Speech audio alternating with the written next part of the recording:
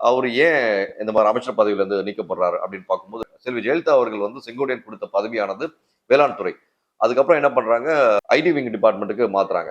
So உடனடியா மாத்துனாங்க. மாத்துறதுக்கான reason என்னன்றது கொஞ்சம் செக் பண்ணி பார்த்தோம். அதுலயும் சில விஷயங்கள் கண்டுபிடிக்க முடிஞ்சது. அதுக்கப்புறமா அந்த துறை மாத்துனதுக்கு அப்புறம் ஒரு விஷயங்கள் கேள்விப்படுறோம்.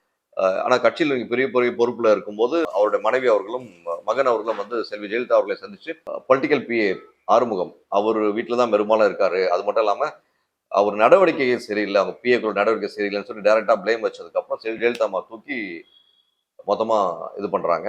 அன்னைக்கு அந்த ஒரு பீரியட்லாம் எப்படின்னு பார்த்தீங்கன்னா, 2006ல இருந்தே இந்த ஒரு விஷயம் இருக்கு.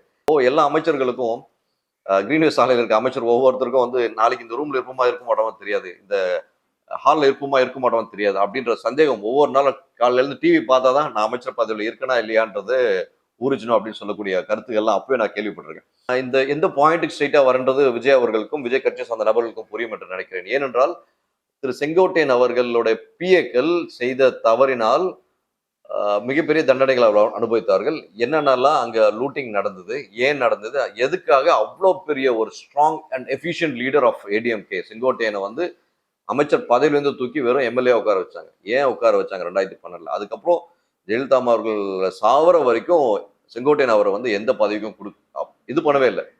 அப்படி இருக்கும் தருவாயில் இதெல்லாம் வந்து நீங்க கிரவுண்ட் ஒர்க் பண்ணீங்களா? அப்படின்றது கேள்வி எழுது விஜய் சார்.